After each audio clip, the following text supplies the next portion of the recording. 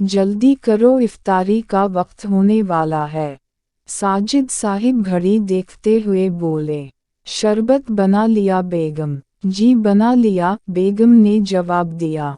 और लस्सी बना ली? जी वो भी बना ली है, बेगम मुस्कुराते हुए बोली। हम देखो तो सही, गर्मी किस कदर शदीद है, लस्सी के बगैर तो गुजारा ही नहीं। और फिर बेगम ने बच्चों के साथ मिलकर एक एक चीज़ दस्तरखान पर सजाना शुरू कर दी।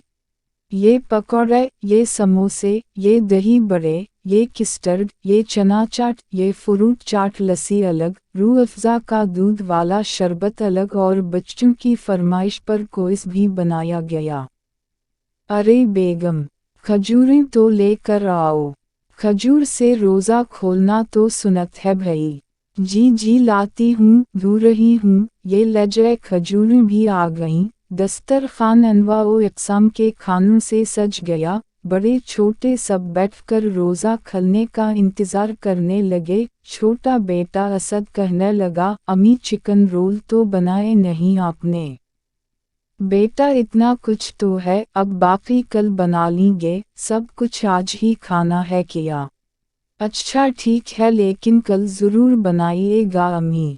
अच्छा ठीक है बेटा, माँ ने बड़े प्यार से बेटे को बहलाया।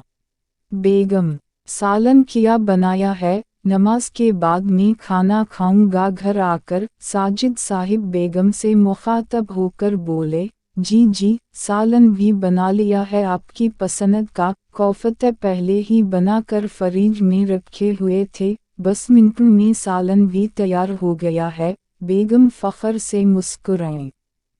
वाह जनाब, हमारी बेगम की सलीकामंदी के क्या कहना, माशा अल्लाह। और फिर सब घर वालों ने दुआ के लिए हाथ उठा दिए।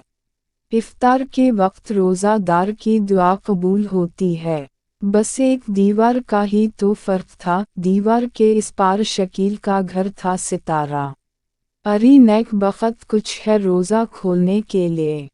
थका मांदा शकील नकाहत ज़दा चेहरा ले अपनी बीवी से पूछ रहा था। बीवी किचन से ही आवाज़ लगा कर बोली, हाँ अल्लाह का शक्र है, सब कुछ है, वो क्या नहीं रहेंगे। और फिर शकील की बीवी रज़िया अपनी छोटी बेटी के साथ मिलकर दस्तरखान लगाने लगी। उबले हुए आलूओं का सालन और रोटियां दस्तरखान पर लाकर रख दी, साथ मीठा शरबत भी। ये मीठा शरबत वो शरबत होता है जिसमें चीनी के सिवा और कुछ ना हो, ना रूह अफ़ज़ा, ना नौरस, ना कोई और मशरूब, ना ही लीमू, सिर्फ सादा चीनी का मीठा पानी और गिनती की 6-7 सूखी सी पकौड़ियाँ। सूखी इसलिए कि इन बेचारी पकौड़ियों के नसीब में ना प्याज, ना आलू, ना पालक, ना बंद गोभी, कुछ भी नहीं। खाएं तो रोज़ादारों के हलक़ा में अटकने लगी, मगर क्या करें, मजबूरी है ना। आखिर गरीब का भी तो दिल चाहता है कुछ चटपटा खाने को। शकील की दोनों बड़ी बेटियां जो कुरान मजीद की तिलावत कर रही थीं, वो भी आकर बैठ गईं और ये मुख्तसर सा घराना रोज़ा खलने का इंतज़ार करने लगा। शकील ने एक नज़र दस्तरखान की तरफ देखा और फिर अपनी तीनों मासूम बेटियों की तरफ। दिल में दर्द की एक लहर सी उठी। इस उम्र में बच्चियों के क्या क्या शौक होते हैं, और मैं तो इन मासूमों को ढंग से खिला भी नहीं पाता। इफ्तार का वक्त कबूलियत दुआ का वक्त होता है, और वो सब दस्तरखान के चारों तरफ बैठकर दुआएं मांगने लगे। शकील की आँखों में आंसू आ गए, रब की बारगाह में फरियाद करने लगा। ए मेरे अल्लाह, मेरी मासूम बच्चियों के नसीब अच्छे कर, आगे कहीं गुर्बत की चुकी में पसने से बचा लेना। मेरे मूली इन्हें नेक, शरीफ और खुशहाल रिश्ते अता फरमा। बच्चियों बहुत समझदार और सब्र वाली थीं, मगर सबसे छोटा बेटा अहमद, वो ये सब बर्दाश्त नहीं कर पाता था। अभी मैं असद के साथ इसके घर चला गई था अम्मी। इसके घर में दस्तरखान रोज़ाना भरा होता है हर तरह की चीज़ों से। अम्मी हमारे घर में क्यों नहीं होता ये सब कुछ? अहमद मां की तरफ देखकर मिना बसूरने लगा। मुझसे नहीं खाए जाते, रोज रोज कभी आलू की टनटे कभी दाल, कितनी दफ़ा समझाया है बेटे, सब्र करो, अल्लाह सब ठीक कर देगा। रज़िया अपने बेटे को मुखातब करके बोली, सब्र तो करता हूँ अम्मी, मगर कभी हफ्ते में एक दफ़ा तो अच्छा खिला दिया करें, कभी इस शरबत में रूह अफ़ज़ा तो डाल दिया करें, कभी तो गोश्त या मुर्गी का सालन बना लिया करें। ये टनटे, तौरी और अबले आलू ही हमारे नसीब में रह गए हैं किया। छोटा अहमद ना जाने क्यों आज ज़ब्त के बंधन छोड़ बैठा था, हिचकियों से रो रहा था, मां का कलीजा तड़प उठा, बढ़ के अहमद को सीने से लगा ली और खुद भी ससक ससक कर रोने लगी। सब्र कर मेरे लाल, सब्र कर। अल्लाह ने सब्र करने वालों के लिए जन्नत बनाई है, वहाँ सब कुछ मिलेगा बेटा। सब्र करो।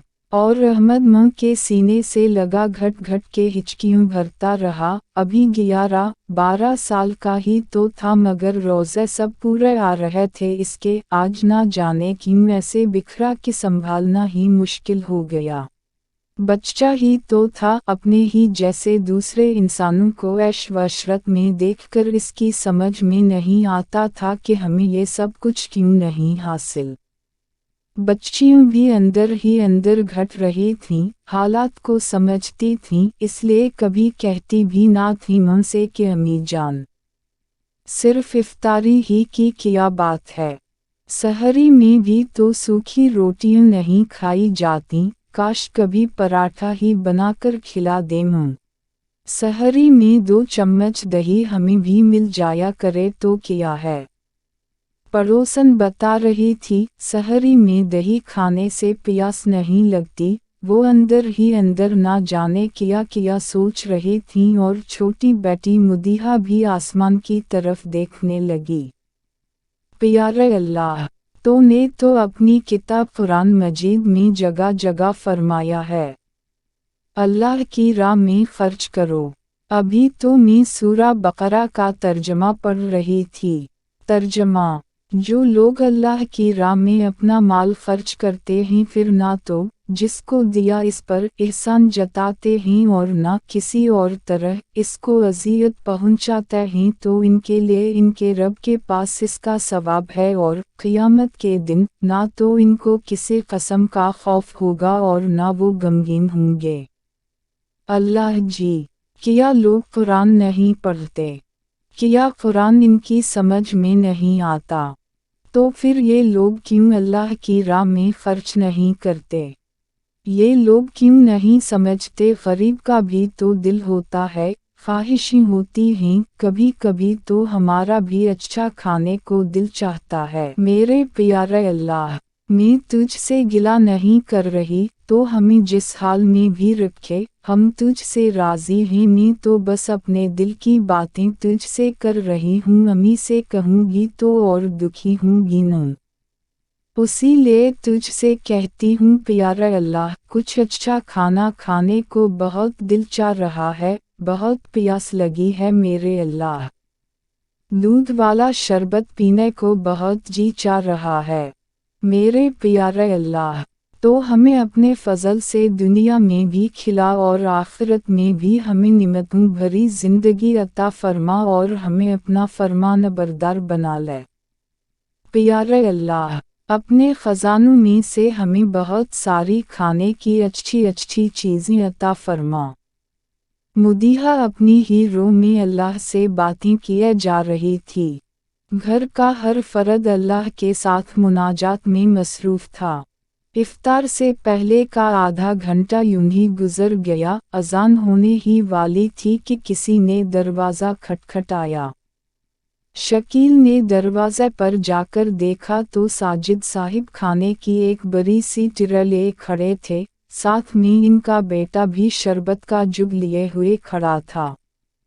शकील हैरान ही रह गया। साजिद साहिब ने आगे बढ़कर सामान नीचे रख दिया और शकील के हाथ पकड़कर खड़े हो गए।